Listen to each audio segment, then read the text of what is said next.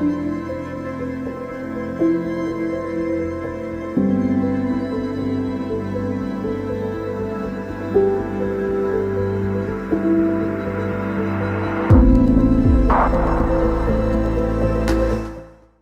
quienes nos están acompañando en este 19 Congreso Internacional de Gastronomía de la Universidad del Caribe, Gastronomía y Trazabilidad, del campo a tu mesa, les doy la bienvenida a nuestra mesa de investigaciones.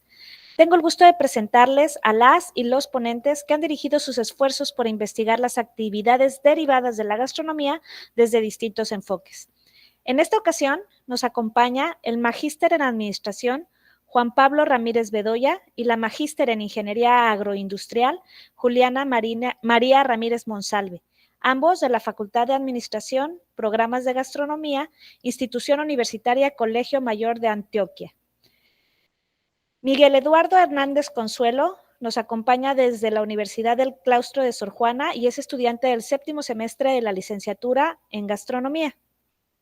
También nos acompaña Diana Andrea Serrano Amador, Jesús Emanuel Céspedes Vázquez y Ruler Jiménez Jiménez, estudiantes de Gastronomía de la Universidad del Caribe.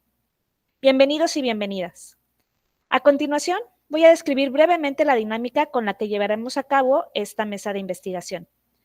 Cada ponente va a disponer de 15 minutos para darnos a conocer los resultados de su investigación. Invito a participar a la audiencia con preguntas a nuestras y nuestros ponentes a través del chat. Les pido por favor que antes de su pregunta escriban el nombre de él o la ponente para poder dirigirlas correctamente. Al finalizar todas las presentaciones, contaremos con un espacio de 20 minutos para preguntas y respuestas. La dinámica va a ser en rondas de tal manera que cada persona expositora tendrá la oportunidad de contestar una pregunta por cada ronda hasta que el tiempo se agote o no existan más preguntas. Con esto, invito a Juan Pablo Ramírez Bedoya y a Juliana María Ramírez Monsalves, que nos van a presentar la investigación Harina de arracacha como alternativa en productos de panadería colombiana. Muchísimas gracias. Les cedo el micrófono y la cámara. Muchas gracias a ustedes. Ya me dispongo a presentar.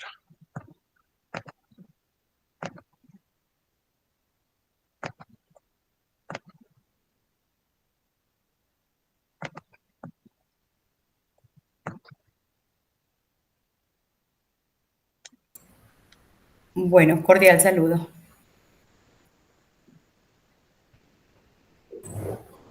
Para nosotros es un placer estar acá presentando nuestros resultados de investigación llamados harina de arracacha como alternativa en productos de panadería colombiana. Vamos a iniciar entonces con una breve introducción. La arracacha, conocida como Racacia santorrisa, es una especie de familia apiácea de ciclo perenne que se cultiva de manera anual. La planta se compone básicamente de diferentes órganos, sin embargo, en lo que enfocamos nuestra investigación es básicamente en su parte comestible, que son los apios, o la raíz tuberosa, que es la que pueden observar en la imagen. La racacha es considerada una de las plantas domesticadas más antiguas de América Latina en virtud de su gran variabilidad. Actualmente es cultivada a lo largo de toda la cordillera de los Andes, esto va desde Venezuela hasta el norte de Chile y noreste de Argentina.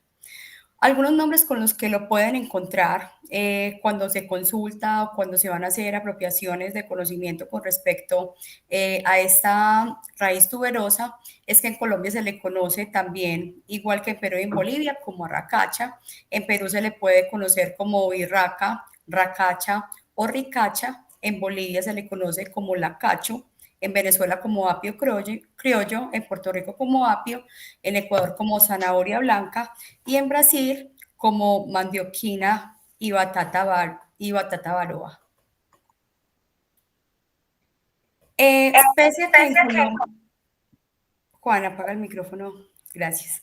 Pese a que pues, el principal productor es Brasil, sigue Colombia como principal o como segundo productor de arracacha. La arracacha para nuestro país representa un eje estratégico, no solo porque fomenta los cultivos autóctonos latinos y andinos, sino que también fomenta toda la parte económica del campesinado colombiano. Se cultiva aproximadamente en Colombia en 14 departamentos, siendo Tolima el más destacado. En la imagen donde aparece el mapa de Colombia podemos observar Tolima en color verde marcado. Y dentro de Tolima, el más destacado son los municipios que vemos en el submapa, que está en la parte superior derecha, que es Cajamarca y su municipio Anaime, los cuales representan el 60% de la producción nacional. Como les mencionaba ahorita, este cultivo lo desarrollan pequeños productores, los cuales aportan el 55.5% de los alimentos de todo el país como pilar de seguridad alimentaria nacional.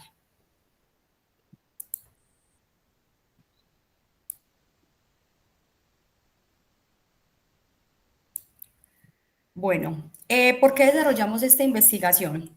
Si bien, como les mencionaba ahorita, Brasil es el principal productor de arracacha, en Colombia, siendo su segundo en producción, actualmente se carecen de ejercicios donde realmente se hagan aprovechamientos propios de esta raíz, puesto que hay investigaciones para implementarlo en sopas, en aderezos, pero pues en Colombia solamente se comercializa en estado fresco para preparaciones caseras como sopas, purés, pasteles y dulces. Y hoy día, a pesar de que hay unos desarrollos, Agrosavia es una de las asociaciones que más le ha apostado a mejorar genéticamente esta producción de arracacha. Se carece de una garantía agroindustrial para darle una transformación. Esto debido a su alta perecibilidad. Entonces hace que su escaso comercio en épocas de cosecha se ocasionen unas pérdidas muy grandes. Por lo tanto, entonces necesitábamos brindar una alternativa para desarrollar subproductos que hicieran parte de este aprovechamiento. En este caso, entonces nuestros objetivos fue obtener una harina de arracacha a partir de diferentes métodos de secado, caracterizar física y químicamente la harina de arracacha obtenida y finalmente evaluar esos productos de panificación con variación de diferentes proporciones de ese contenido de arracacha. Muy bien, ¿cómo se hizo? Utilizamos una metodología de tipo experimental descriptiva y mixta en la cual tomamos lo que era el producto que nos describía anteriormente la profesora Juliana y es la racacha fresca. Esta racacha lo que llega es pasar un proceso de transformación y convertirla en lo que es harina y a partir de esa harina desarrollar tres productos. Estos tres productos que desarrollamos fueron el pan, el buñuelo y el bizcocho tipo calado. El pan que desarrollamos es un pan que acá en Colombia llamamos de tipo aliñado, el cual lleva, le llamamos aliñado, el cual lleva grasas y lleva también huevo. Cuando tomamos estos porcentajes, nos basamos en fuentes secundarias en las cuales decían que el pan tenía a partir de proporciones mayores a 30 una textura y tenía unos desarrollos de miga que no nos ayudaban mucho. A partir de esto, cogimos el resto de tomamos el resto de los productos en el cual el buñuelo y el bizcocho tipo calado son productos que se consumen diariamente en la dieta del colombiano. Estos productos se consumen en lo que es desayunos, almuerzos y comidas. Ya vamos a ver cómo hicimos esta transformación de la harina y cómo desarrollamos cada uno de estos porcentajes. Bueno, inicialmente el objetivo de la investigación al obtener la harina era comparar dos métodos de secado, secado por convección y secado solar. Sin embargo, en aras de rescatar el campesinado colombiano y sus desarrollos y dejarle el valor agregado al campesinado colombiano, optamos entonces por mejor una vez hicimos los desarrollos con nuestro con secado convectivo, optamos mejor por viajar a campo. Visitamos el municipio, estuvimos con la comunidad, visitamos todas las siembras, los escuchamos y obtuvimos muy buena acogida con respecto al proyecto. Tan es así que nos contactaron con personal de Agrosavia, quienes eran los que habían desarrollado pues esta nueva variedad llamada la 22 que les mencioné ahorita. Y asimismo, en aras de ellos darle y iniciar ese valor agregado, hoy día desarrollan chips de arracacha y empezaron y había un desarrollo previo a la obtención de una harina por secado solar. En ese orden de ideas, optamos entonces nuestros ensayos, como se ve en la imagen, nos daban una harina muy fina, sin embargo, había demasiado subproducto, que era el producto que observan en la parte superior, una granulometría muchísimo más grande, que no contábamos, pues somos una facultad de gastronomía, no contábamos como con la capacidad de hacer un buen molido de la misma y obtenerla. Entonces, el desperdicio era muchísimo más fuerte, muchísimo más alto, que si simplemente pues obteníamos la harina por medio de ellos. Entonces fue así como tomamos la harina de ellos con una alianza entre Azuarracachos, que es la Asociación del Tolima, allá en Cajamarca, y empezaron a enviarnos los lotes de harina. Se recibieron aproximadamente entre 5 y 7 lotes de harina.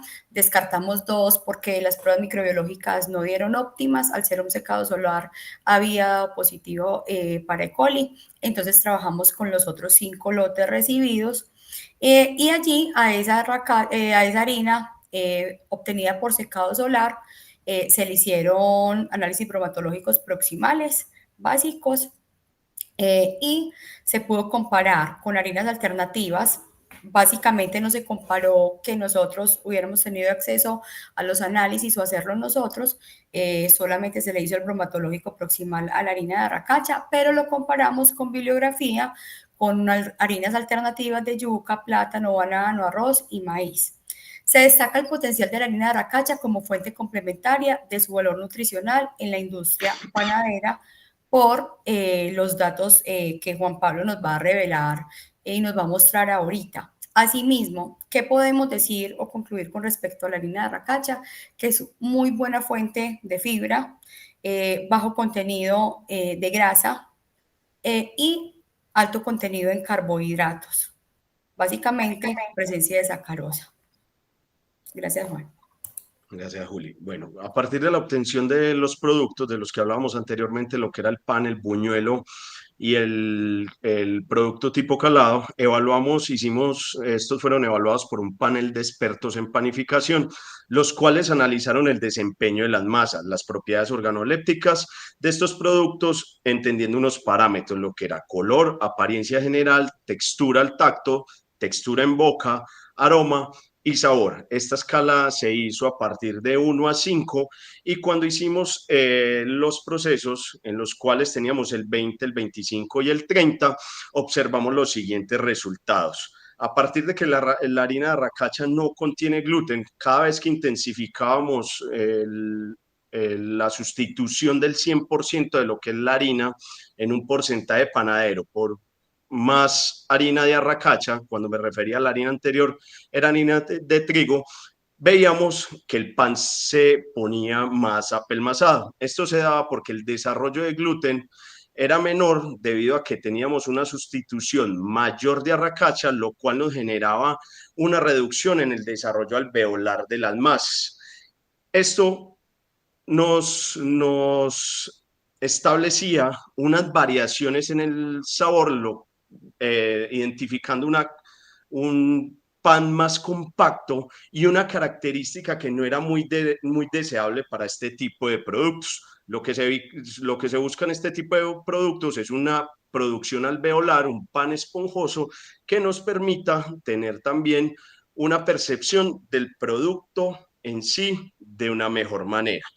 También observamos que a partir de la sustitución de harina de arracacha, mientras más incrementábamos el porcentaje, lo que veíamos era un aroma más concentrado y un sabor más pronunciado. Eso era lo que nos decían los paneles. Y el color cambiaba su pardeamiento debido al azúcar que podría tener el tubérculo, la raíz tuberosa. Luego tenemos los buñuelos que nosotros manejamos en Colombia son unos buñuelos que que se llevan a un proceso de fritura. Es una masa que se mezcla principalmente con queso, dos quesos que tenemos en la región, y en este no encontramos unas diferencias significativas. Algo que cabe anotar en este espacio fue que escogimos estos tres productos también, se me olvidaba, porque tenemos tres tipos de agentes leudantes: un agente leudante biológico, uno químico en el cual predomina el polvo de hornear, y otro físico que ya lo vamos a ver con el tostada tipo calado.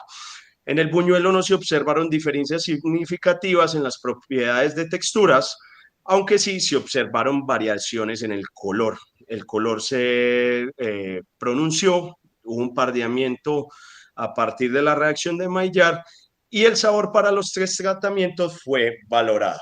Para el caso de lo que es la tostada, lo que nosotros llamamos en Colombia tipo calado, las instituciones evaluadas presentaron características sensoriales apropiadas, una buena aceptación en general de los tres productos, ya que la harina de racacha aportó textura y color para mejorar este tipo de producto. Cuando decimos esto, el producto tipo calado tuvo la mayor aceptación en cuanto a la sustitución de harina.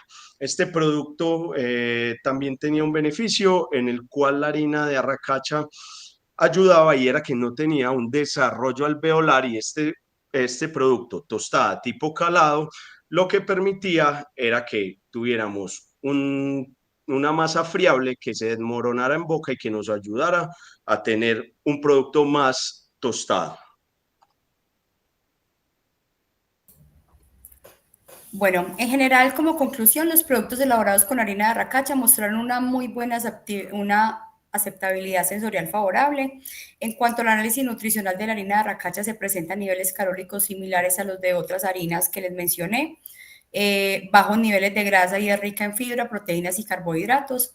Estos resultados permiten considerar la harina de racacha como una fuente energética de bajo contenido graso, con potencial para aplicaciones en productos de panadería con bajo contenido de gluten, rescatando finalmente lo que Juan Pablo nos mencionaba, de que el producto con mayor aceptabilidad fue el tipo calados. Lo mencionábamos al inicio de la presentación, para nosotros en Colombia es muy importante, lo llamamos de hecho la parva, porque nos sentamos a compartir, a departir, y es muy, para nosotros muy clave consumirla, tanto dulce como salada, pero predomina el tipo salado, y dentro del tipo salado están los calados, que son como esas tostadas, tanto para el desayuno como para el algo. Inclusive nos regocijamos en familia los domingos, celebraciones en la tarde, decimos que vamos a tomarnos un chocolate parviado. Eso era básicamente lo que queríamos compartir de nuestra investigación. Actualmente ya para diciembre se encuentra parte muy específica y una ampliación mucho más grande sobre el tema de los calados. Y tenemos, si les compartimos alguna de las bibliografías consultadas. Muchísimas gracias. Muchas gracias. Les agradezco mucho, ha sido una presentación bien interesante. Mientras estaban exponiendo estaba yo buscando, ¿no? porque tenemos la facilidad de hacerlo actualmente, pues, ¿qué es eso aquí en México? Y encontré que es como el macal, y justo están algunos compañeros desarrollando una investigación acerca de los tubérculos. Yo creo que sucede similar en todos los países. Hay productos que son demasiado utilizados y otros que están subutilizados. ¿Este es el caso? Acá en este caso, realmente la investigación, cuando empezamos y decíamos, bueno, hay desarrollos, hay harinas de plátano, pero ¿qué pasa al interior de Colombia? Entonces empezamos a buscar, y en esa búsqueda vimos con azorracachos, y la crisis es triste porque ellos le han apostado todo el desarrollo de su variedad. Sin embargo, en este momento ellos desarrollan esa variedad para un plato tradicional de nosotros, que es en el centro del país, que es el ajiaco, pero entonces empieza tanto la sobrecosecha que ya hoy día ellos decían, en la época de la opulencia, hablamos de que les compraban el bulto 400.000 pesos colombianos, por ejemplo. Y ya hoy día de 400.000 pesos colombianos se lo compran en fresco a 50.000 pesos. Entonces hacen estrategias que el arracachón, salen a venderla en carretera, pero en este momento entonces ya buscan en esa asociatividad la capacidad como de salir o de resurgir. Entonces brindan alternativas como los chips de arracacha, ya en este momento la harina, entonces implementar, pues la harina, por ejemplo, que nos envían a nosotros era de una marquesina artesanal. Entonces nos quedamos, realmente para nosotros fue muy satisfactorio porque los análisis microbiológicos dieron muy buenos, o sea, de 7 lotes, que solo 2 salgan con alguna fallita en E. coli.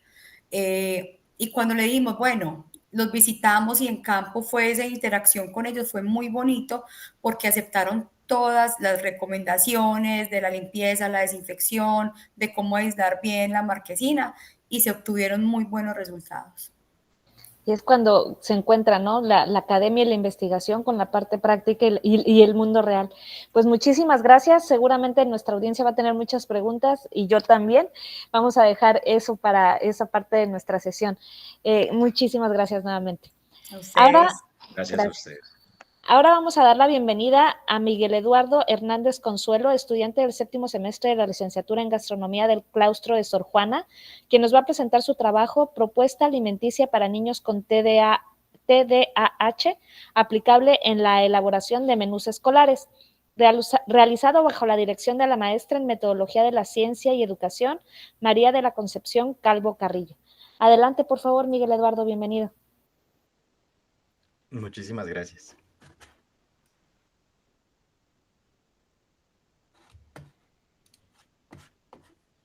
Bueno, muchísimo gusto. Es un placer estar aquí con ustedes. Primero que nada, les voy a platicar acerca de la propuesta alimenticia para niños con TDAH, aplicable en la elaboración de menús escolares. Tenemos primero un pequeño índice sobre lo que vamos a abordar en este trabajo. Primero que nada, por nuestros antecedentes. Los antecedentes de esta investigación se basan en diversos estudios que demuestran cómo la alimentación influye directamente en el comportamiento y la capacidad de concentración de niños con TDAH. Por ejemplo, hay unas revisiones más recientes como las de Feliu y Fernández del 2022 que nos muestran cómo hay nutrientes como los ácidos grasos, omega 3, hierro, zinc y magnesio que tienen un papel clave en la regulación de neurotransmisores, justo favoreciendo el control de impulsos y la función cognitiva.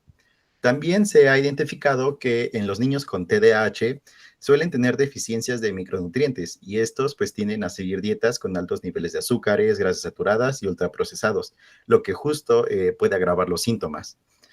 A nivel internacional, países como Finlandia o Japón han implementado programas escolares que justo promueven menús saludables y basados en evidencia científica, demostrando que justo una escuela puede ser un espacio clave para mejorar hábitos alimentarios. Sin embargo, pues en el contexto mexicano no existen menús escolares diseñados específicamente para niños con TDAH, lo que representa un vacío importante y justifica la necesidad de este proyecto. Ahora pasando a nuestro marco teórico, se integran 3 ejes principales: la nutrición funcional, la gastronomía social educativa y finalmente la seguridad alimentaria. Desde la nutrición funcional, distintos estudios señalan que nutrientes como los ácidos grasos, omega 3, hierro, zinc, magnesio, complejo B y vitamina D son esenciales para el desarrollo neurológico y la síntesis de neurotransmisores, justo como la dopamina y la noradrenalina. Estos neurotransmisores son los que regulan la atención, la concentración y el control de impulsos. Son funciones que suelen estar bastante alteradas en niños con TDAH. Por otra parte, una dieta alta en azúcares, colorantes y ultraprocesados se asocia con una mayor hiperactividad y menor rendimiento cognitivo.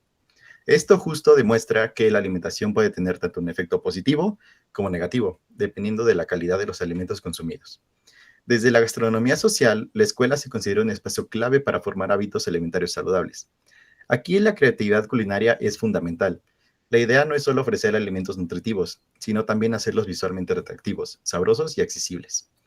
Al incorporar justo algunas estrategias como colores naturales, texturas agradables y presentaciones lúdicas, se logra que los niños realmente los acepten y disfruten.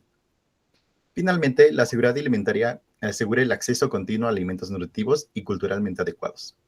Sin embargo, en muchos comederos escolares todavía predominan los productos ultraprocesados, lo que refuerza la necesidad de repensar los menús escolares desde un enfoque nutricional, gastronómico y educativo integrado. Pasando a nuestra justificación, en México no existen menús escolares adaptados a niños con TDAH, y justo este menú busca ser viable dentro del entorno escolar, atractivo para los niños y sustentado en evidencia científica. La idea no es únicamente ofrecer platillos saludables, sino tanto crear una experiencia alimentaria que apoye el desarrollo cognitivo y emocional de los estudiantes.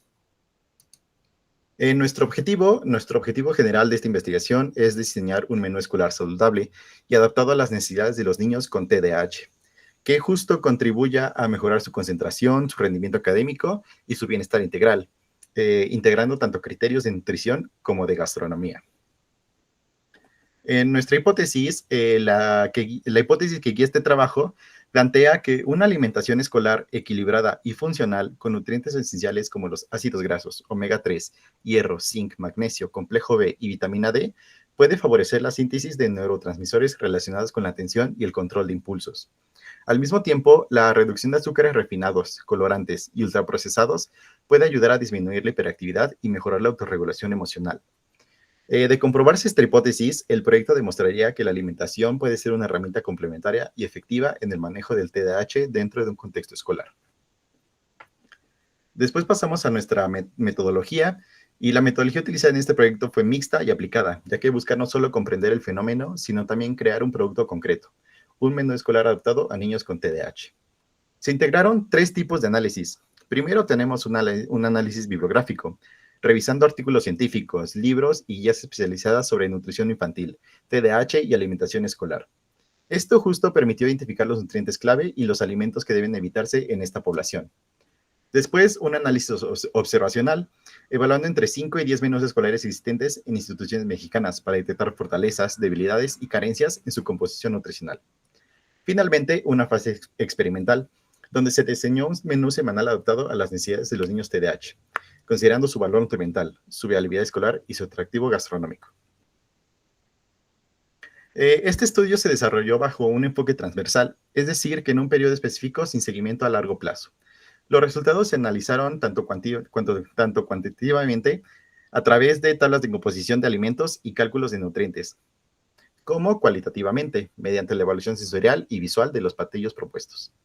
Con esta metodología, el proyecto busca no solo fundamentar el diseño del menú, sino también garantizar que sea científicamente sustentado, sensorialmente atractivo y viable de implementar en comedores escolares. Ahora, ¿cuál es la finalidad de esto? La finalidad de este proyecto va más allá de crear un simple menú.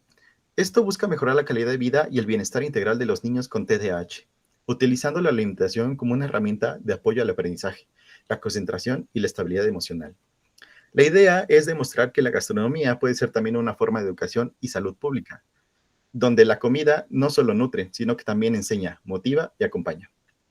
Además, este proyecto tiene un propósito social: fomentar hábitos alimentarios sostenibles desde la infancia, de forma que los niños aprendan a disfrutar de alimentos saludables y a comprender cómo influyen en su cuerpo y en su mente. En pocas palabras, la finalidad es construir puentes entre la ciencia, la gastronomía y la educación, para generar un impacto positivo, tanto en las aulas como en la vida diaria de los niños. Moviendo a la aportación principal de este proyecto es proponer el primer modelo de menú escolar adaptado específicamente a niños con TDAH en el contexto mexicano. Este trabajo combina 3 áreas que pocas veces se integran: la nutrición, para asegurar el equilibrio y los nutrientes necesarios; la gastronomía, para crear alimentos atractivos y culturalmente familiares; y la educación, para fomentar hábitos saludables y sostenibles. Además, representa una alternativa viable para los comedores escolares, ya que utiliza ingredientes accesibles, preparaciones sencillas y un enfoque sensorial que motiva a los niños a disfrutar los alimentos saludables. De esta manera, el proyecto no solo tiene un valor académico, sino también un impacto social, al ofrecer una herramienta real para mejorar el bienestar, la atención y el rendimiento académico de la población infantil. Finalmente, para nuestras conclusiones, este proyecto demuestra que la alimentación tiene un papel fundamental en el manejo del TDAH. Una dieta equilibrada, rica en nutrientes esenciales y libre de azúcares refinados y aditivos artificiales puede favorecer la atención, la memoria, el control de impulsos en la población infantil.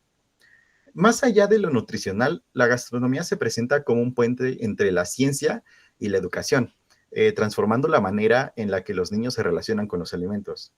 Si nosotros logramos que un platillo saludable también sea colorido, sea divertido y delicioso, estaremos creando un aprendizaje positivo que transciende el comedor escolar. El menú diseñado en esta tesina representa una propuesta innovadora y viable para el contexto mexicano, con potencial para mejorar no solo la nutrición, sino también el rendimiento académico, el bienestar emocional y la calidad de vida de los niños con TDAH.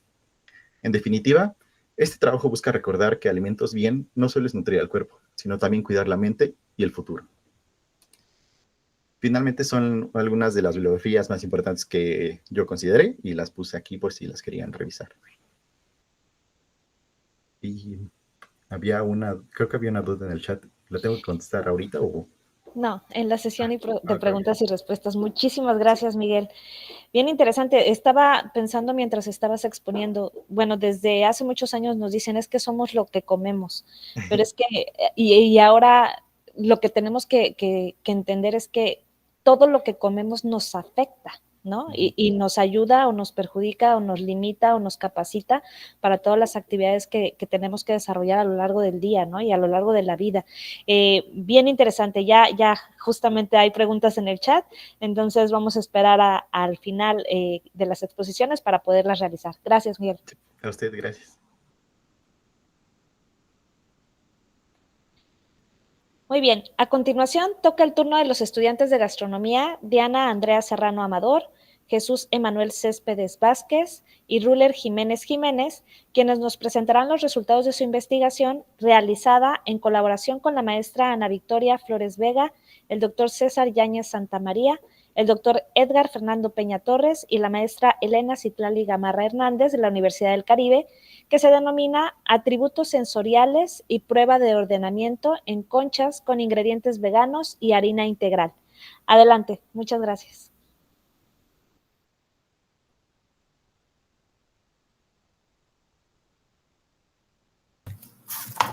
Muchas gracias por su presentación. Mi nombre es Andrea Serrano y yo les estaré dando un breve resumen de la información que estaremos presentando en esta ponencia. Primero que nada, abordaremos 3 tipos de temas, que viene siendo la panadería mexicana, el veganismo y la harina refinada. Misma información que sirvió para realizar los 3 tipos de conchas, concha tradicional, concha vegana y concha vegana integral, las cuales fueron sometidas a una evaluación sensorial con 2 tipos de pruebas descriptivas, prueba hedónica y prueba de ordenamiento. Los resultados de dichas pruebas fueron sometidos a un programa de análisis estadístico, donde dieron bastante de qué hablar y que mis compañeros les comentarán más adelante. Muy bien. Primero que nada, pese a que se desconoce el origen exacto de la concha, su nombre característico proviene de la concha marina gracias a la forma de decoración de su masa dulce. En la actualidad, la concha es uno de los panes más representativos de la panadería mexicana, la cual tiene sus orígenes en la fusión de la cultura europea e indígena como consecuencia de la introducción de mano de obra nativa en las panaderías de estilo europeo que abrieron en la Nueva España, es decir, México. Ya para el siglo XIX, los bizcochos hechos a base de huevo, amarillentos y esponjosos por dentro, ya eran bastante populares en la capital de nuestro país. Por otro lado, el veganismo es un régimen alimentario que excluye alimentos de origen animal. En este caso, también se excluyen pescados y mariscos, así como la leche, el huevo, la mantequilla, la miel y el queso. Este régimen alimenticio ha tomado relevancia por tener una forma de alimentación más sana y sustentable. Sin embargo, existen pocos avances en el terreno de la panadería mexicana vegana.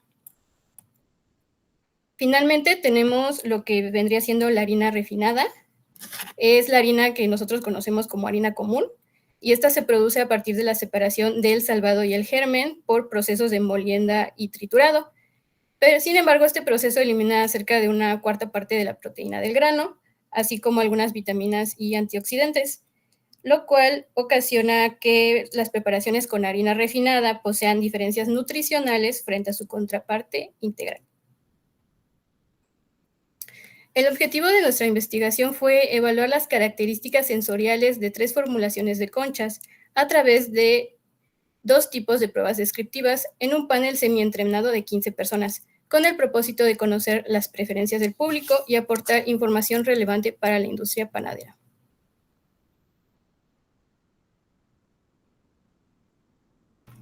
Bueno, se realizaron 3 formas, 3 tipos de pan mencionadas, una tradicional, una vegana y una vegana integral. La concha tradicional se realizó con productos de origen animal, como huevo, leche y mantequilla. Los conchas veganas se realizaron con harina de trigo, leche de soya, margarina y camote. Y la única diferencia entre la vegana integral y la vegana es la harina de trigo integral. El procedimiento se realizó un prefermento antes con la harina, la leche y la levadura antes de la elaboración del pan. A la hora de la elaboración del pan se agregaron los secos, las mezclas de ingredientes húmedos y estos se amasaron hasta lograr una consistencia elástica y suave y moldeable. Se dejó reposar un tiempo de 1 hora hasta que duplicara su volumen. De ahí en fuera se organizaron la cobertura de la concha, que es una mezcla entre harina, azúcar y manteca vegetal. Cuando se tuvo esto, se realizaron el boleo o porcionar la masa en 80 gramos cada porción. Se decoraron o se ensamblaron con la cobertura. Se dejaron reposar otros 40 minutos más antes del horneado. El horneado se metía a 180 grados centígrados y se coció la concha de 20 a 25 minutos hasta que esta tuviera una consistencia dorada. Y de ahí fuera se sacó y se dejaron enfriar. Para realizar esta concha tradicional fue este proceso. Se respetó el mismo proceso para la concha vegana y la vegana integral, solo que durante el proceso se cambiaron los ingredientes, como el camote, el camote se metió en el proceso, y la margarina y la leche de soya. Se quitaron todo producto de origen animal y se cambiaron por estos 3. Bueno, en la metodología fue un estudio transversal, cuantitativo, descriptivo y comparativo, donde estas fueron evaluadas por 3 formas diferentes. La edetónica, que nos permitió comparar 4 características: el olfato, el gusto, la textura y la presentación, donde se calificó por 5 puntos, donde el más alto fue me gusta muchísimo y de menor rango fue no me gusta muchísimo. De ahí fue el de ordenamiento, que nos permitió saber el nivel de preferencia de los panelistas, que fue de 1, me agrada, a 3, que fue no me agrada. Fue un estudio de 15 panelistas que se llevó a cabo en el aula sensorial dentro de las instalaciones de la Universidad del Caribe. Y en cada panelista estuvo en una bandeja con los 3 productos identificados con códigos, un vaso de agua y una galleta sin sabor, para que ellos pudieran limpiarse entre cada prueba el paladar y así no perjudicar a la degustación del otro producto.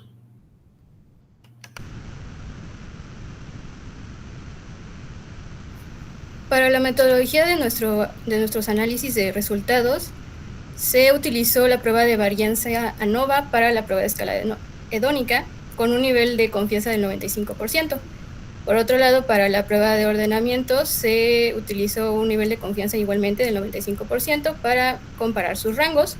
Dichas pruebas fueron sometidas a un programa de análisis estadístico llamado NCSS versión 2010. Cabe destacar, esto fue con la ayuda de nuestros asesores de investigación.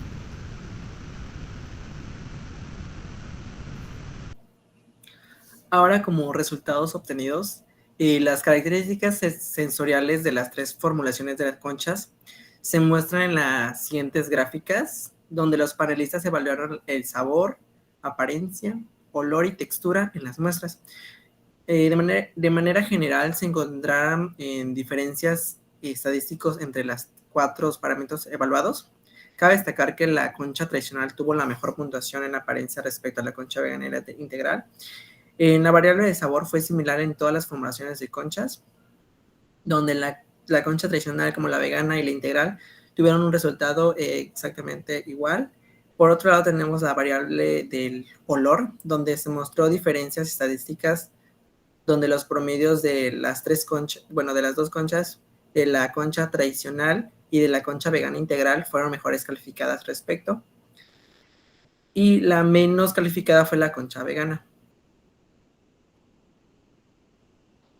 Para la apariencia, la concha tradicional tuvo un mejor puntaje respecto a la concha vegana y la integral, dejando a la concha vegana y la concha vegana integral como de menor rango.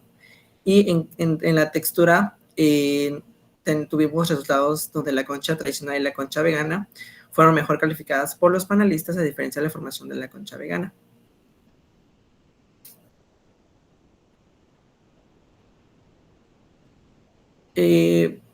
Ya como la prueba de ordenamiento por rangos, tuvimos que la concha tradicional y la concha vegana integral fueron las mejores aceptadas por los panelistas, dejando la concha vegana como segundo lugar, debido a que tuvo una textura más dura y un poquito más densa a comparación de las otras dos. En nuestros resultados tuvimos que la prueba de ordenamiento nos ayudó en tener diferencias estadísticas entre la concha tradicional y la formulación vegana, donde la preferencia fue mayor en la concha tradicional. También respecto a la comparación de la fórmula tradicional y la concha vegana integral, la preferencia fue similar, con una preferencia alternativa saludable. También que la formulación vegana y la vegana integral tampoco fue diferente entre los puntajes de preferencia entre los consumidores. Sin embargo, estos hallazgos de la evaluación de aspectos sensoriales en las fórmulas veganas demuestran que se puede desarrollar un producto con características similares que los tradicionales. Como conclusión, deducimos que los resultados de las pruebas sensoriales descriptivas indicaron que los ingredientes veganos no solo afectan a la aceptación de las conchas, sino que incluso mejoran el atributo sensorial de la textura, debido a su composición más densa para mejorar la capacitación de las conchas. Como se vio a través de este estudio de evaluación sensorial, la aceptación de los productos veganos depende en la gran parte de la experiencia sensorial positiva que ofrezcan al consumidor. Por lo tanto, la clave está en continuar innovando con ingredientes alternativos que contengan o superan las expectativas sensoriales del público.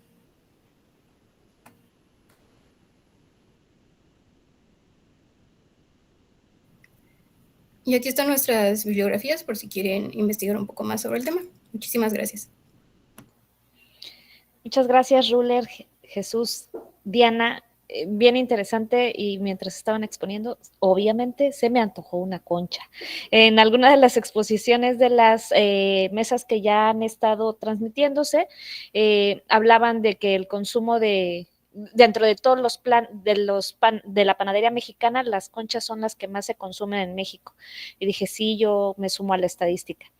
Pues bien, muchas gracias. Les pido por favor a nuestras y nuestros ponentes si pueden encender su cámara.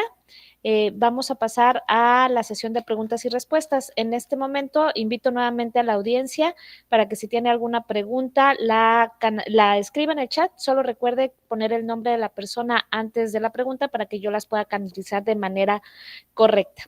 Les recuerdo la dinámica, va a ser en rondas, de tal manera que cada persona va a tener la oportunidad de contestar una pregunta por cada ronda hasta que el tiempo se agote o no haya más preguntas. Y tenemos muchas preguntas, así que voy a empezar. La primera pregunta es para Juliana y Juan Pablo. ¿Están por ahí? Sí. Dice, ¿por qué se sigue produciendo ese producto si no se está utilizando? ¿Existen actualmente los mecanismos de siembra, cultivo y distribución adecuados para que valga la pena su impulso y para que se pueda comercializar? Bueno, en este momento la producción nacional demanda seguirla consumiendo, ¿cierto? ¿Qué pasa? Pues aquí tenemos un dicho muy paisa que decimos: para dónde va Vicente, para dónde va la gente, ¿cierto? ¿Qué pudo haber pasado? Que en su momento esa modificación genética, muchas otras personas que en su momento no producían arracacha se dedicaron a la siembra de la misma, entonces hay una sobrecosecha. Por eso, siendo un producto tan promisorio, en este momento las investigaciones aportan esas alternativas agroindustriales de aprovechamiento. Parte de uno de los entregables de nosotros está en este momento ya en revisión por pares académicas, es la publicación de un manual donde aparecen recetas de los 3 productos que mencionamos hoy, más otros 6 productos más o menos que se pueden hacer a partir de la harina de arracacha, a partir de la pulpa de arracacha, porque la idea es darle ese valor agregado. Pero realmente es más algo de sobrecosecha, de abundancia. Y en este sentido, toda esa sobrecosecha sí tienen, lo digo porque, por ejemplo, aquí en Quintana Roo hay una producción de piña y hay muchos plantíos de piña y demás, pero no existe ese mecanismo que de la cosecha se distribuya a restaurantes, hoteles y todo, y todos los lugares donde se pueda comercializar aquí. ¿Eso sí existe allá? O sea, ¿sí hay esa cadena de distribución, esa logística está implementada? En este momento es muy nueva. Azorracachos lleva poco tiempo, pero están pues como apuntándole a viabilizar esa cadena. Sin embargo, pues en el campo colombiano todavía hay una realidad que es el intermediario. Es quien compra para sobrevender en las plazas de mercado. Entonces, parte del reto de nosotros, yo le decía al equipo investigador, pues es interesante nosotros desarrollar tal vez una harina con mayor potencial, con el secado convectivo, con todo este tipo de cosas, pero es muy difícil pues no darle la oportunidad, realmente que el valor agregado se les quede a ellos allá. Para la muestra de aproximadamente 40 campesinos que están asociados en Azorracachos, solamente 2 se han interesado para la parte de instalación de las marquesinas. Entonces, en el caso de que sea algo promisorio, de ya empezar a comercializar, no sabríamos la aceptación. Ok. ¿Las marquesinas son como el centro de producción? Ese término no me queda muy claro. Perdóname. ¿Las marquesinas son como el centro de producción donde se produce? Las marquesinas son como una polisombra, no sé si conocen el término polisombra, como Ajá. un secador solar artesanal. Lo hacen en Wow. bambú y lo instalan con plásticos para aprovechar toda la energía solar. Ah, ya. Y algo tratamos de simular acá en Antioquia, pero las condiciones atmosféricas y de humedad no daba, se nos pardeaba muy fácil, sufría mucha oxidación.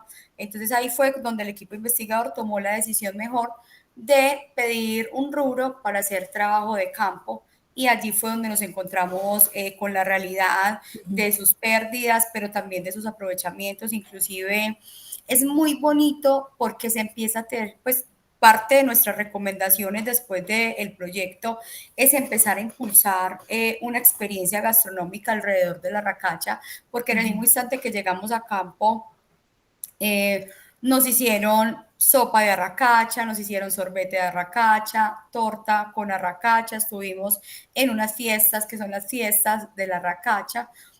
Hoy día también están desarrollando, ya llevan algunos avances con cerveza de arracacha. Entonces Ok. sí realmente le están como apostando al aprovechamiento. Muy bien, muchas gracias. Bien interesante y sobre todo porque le están dando diferentes usos y eso hace que vaya, que valga la pena. Muchas gracias, Juliana. Vamos ahora con una pregunta para Miguel Eduardo. Es una pregunta que tiene 3 preguntas. Dice, ¿qué balance debe tener un plato en niños con TDAH? Que ya, porque adicionalmente sus tareas regulares tienen un desgaste deportivo, como entrenamientos deportivos o actividades cardiovasculares mismas de su condición. Y en esa misma pregunta está si ya se diseñó un menú y qué es lo que contiene ese menú.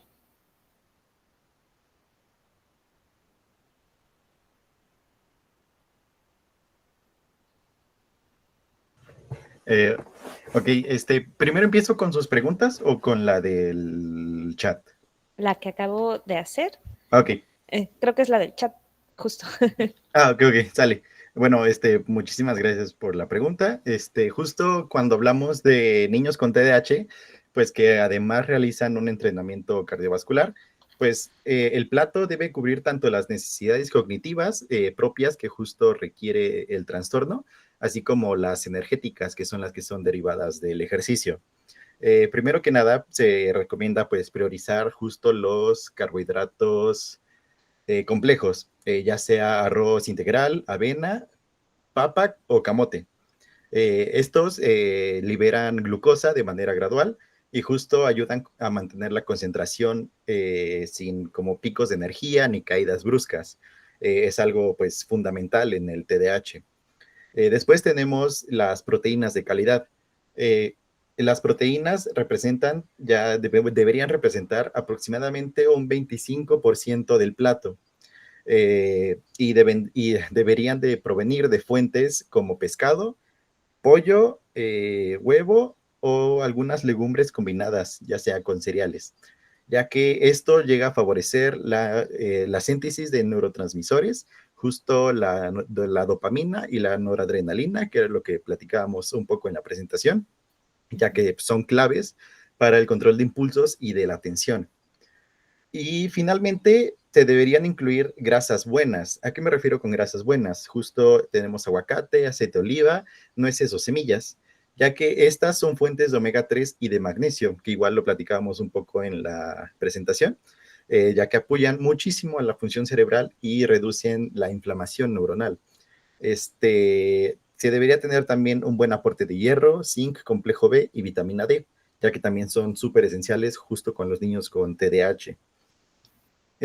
También, de ser posible, evitar justo lo que mencionábamos, que eran azúcares simples, colorantes y ultraprocesados. ¿Cuál sería la diferencia entre ese menú o esa dieta para el niño con TDAH para un niño que no tiene esa condición? La diferencia entre uno con TDAH a uno normal realmente no la habría. Este menú, aparte de ser un menú específico para personas con TDAH, también puede ser específico para nosotros, ya que tienen las mismas funciones, mismas regulaciones, e incluso nos mejoraría igual cognitivamente muchísimo. Entonces, no es solo algo que sea único y especial para los niños con TDAH, sino puede ser para todos. Súper bien, volvemos a lo mismo, ¿no? Equilibrado, variado y saludable. Muchas gracias, Miguel.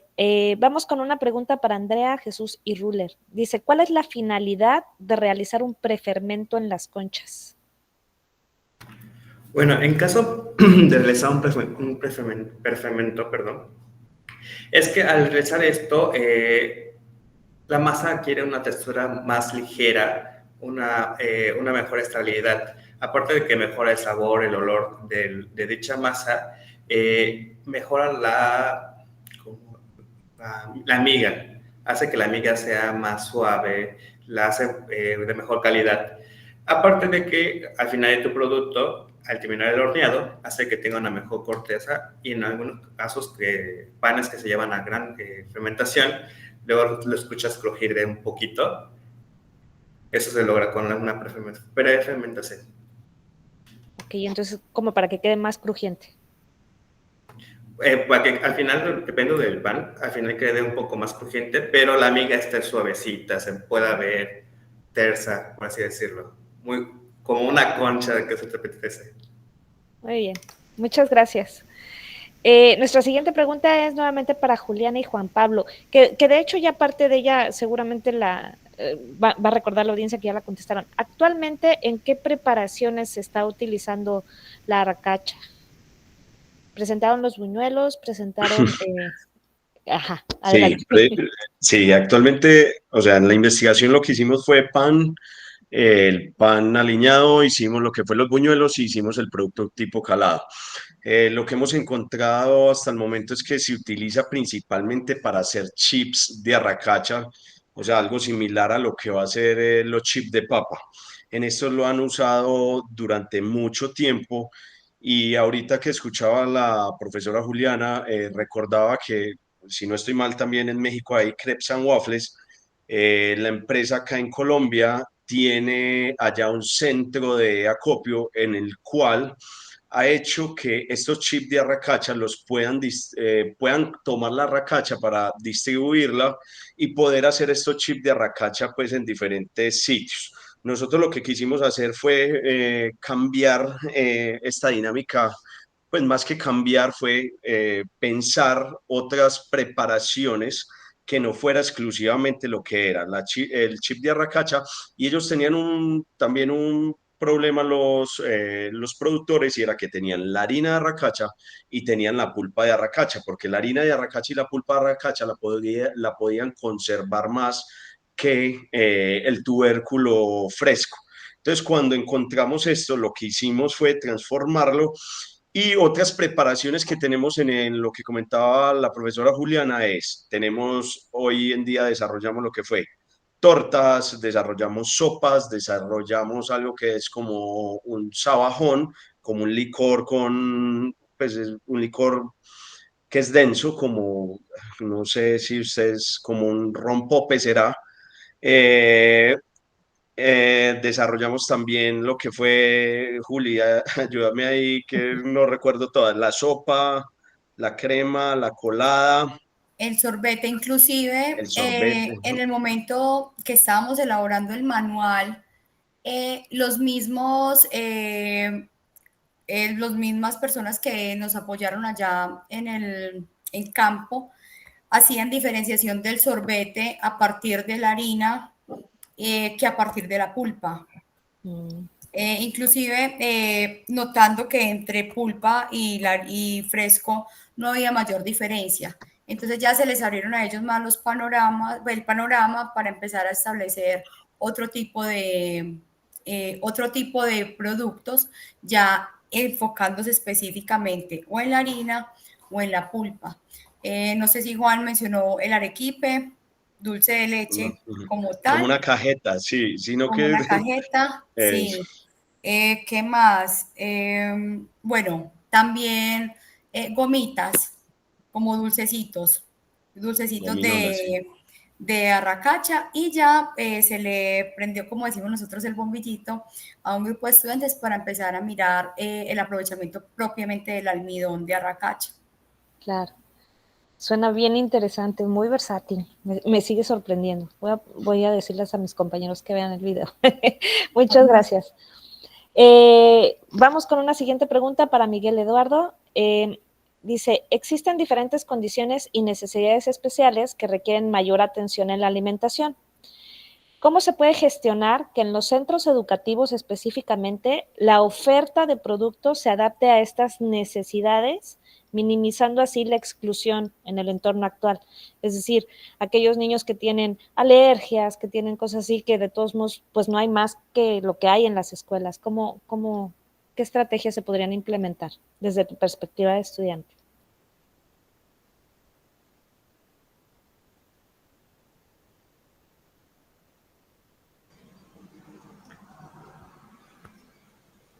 Hola, allá. Es que como que no se dejaba. Bueno, pues primero que nada, justo sabemos que existen las alergias. Justo lo que planeábamos, lo que planeo en este menú es que no sea un solo menú fijo, más que nada, así de gramaje, producto, todo exacto.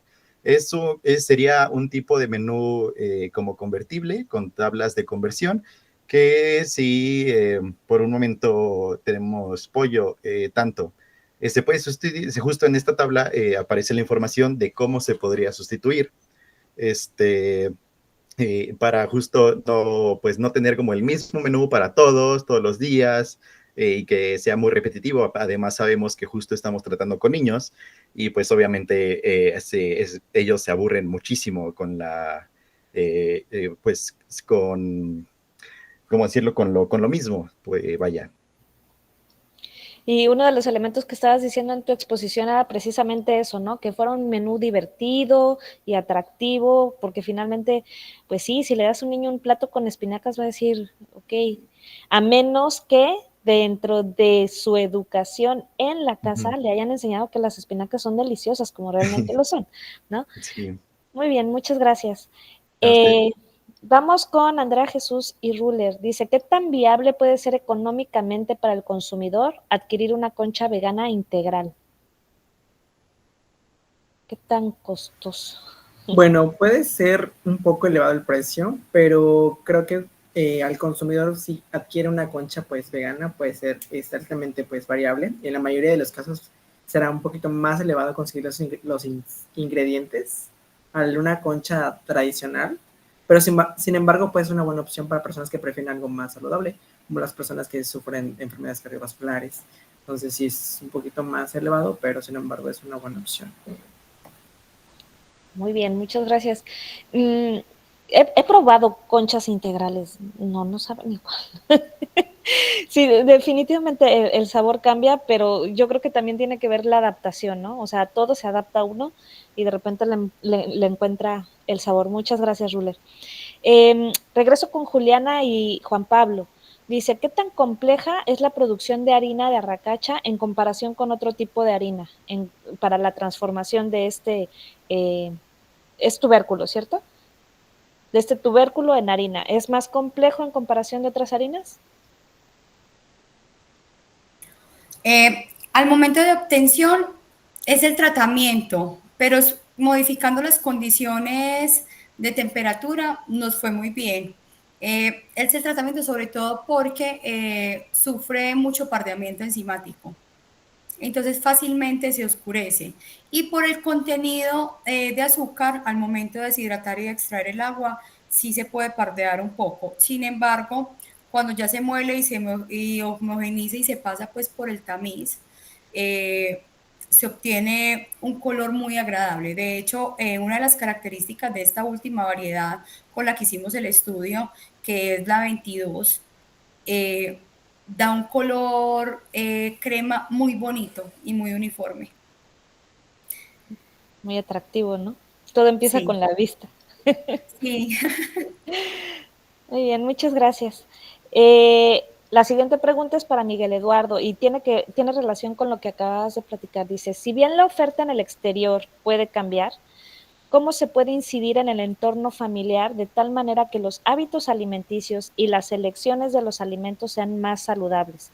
Desde casa, ¿cómo se puede trabajar? Ok, bueno, pues desde casa lo que tenemos es justo el acompañamiento de los padres.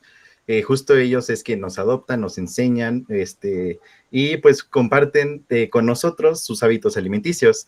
Es decir, si por tal razón algún padre llega a decir como, no, qué feos son los vegetales, no sé qué, las verduras, horrible. Ya desde eso, tú de chiquito empiezas a ver de mala gana o de mal manera a las verduras, a los vegetales, ¿no?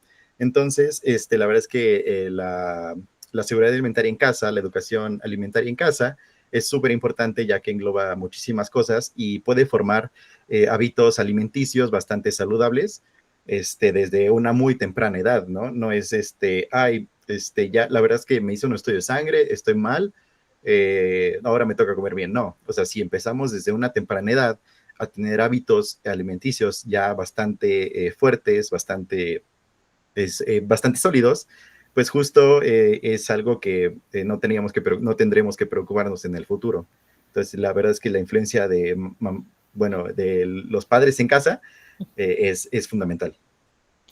Sí, definitivamente. Ya cuando te das cuenta ya es demasiado tarde. Bueno, no es demasiado tarde, pero cuesta muchísimo más trabajo. Sí.